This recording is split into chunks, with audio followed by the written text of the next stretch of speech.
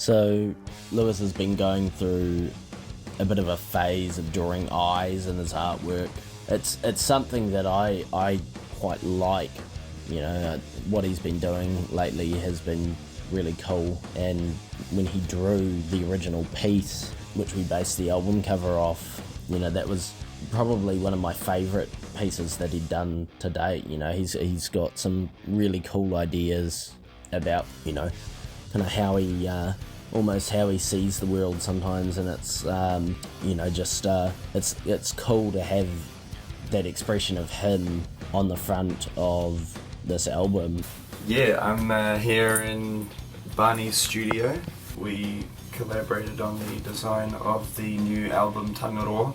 And I've been doing album covers for bands since the late 90s.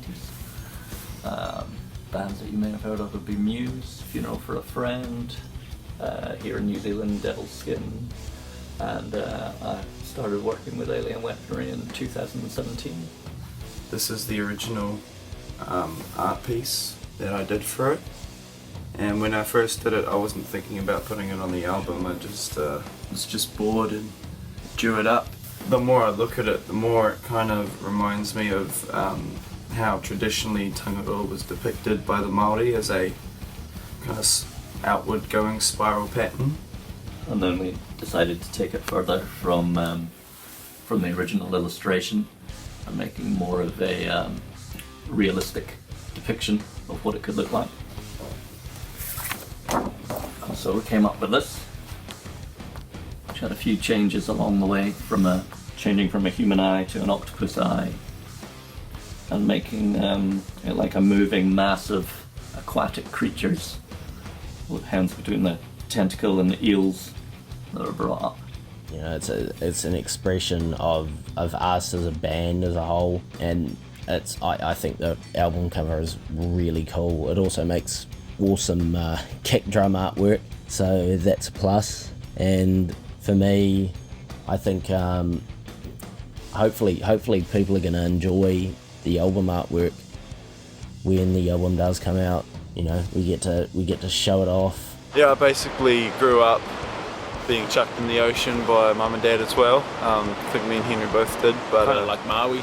Yeah. So yeah, the ocean is kind of a bit of a therapy for me almost. You know, if I'm in a shit mood or if, you know, I'm not feeling too good, a swim or a surf will usually make me feel a lot better afterwards.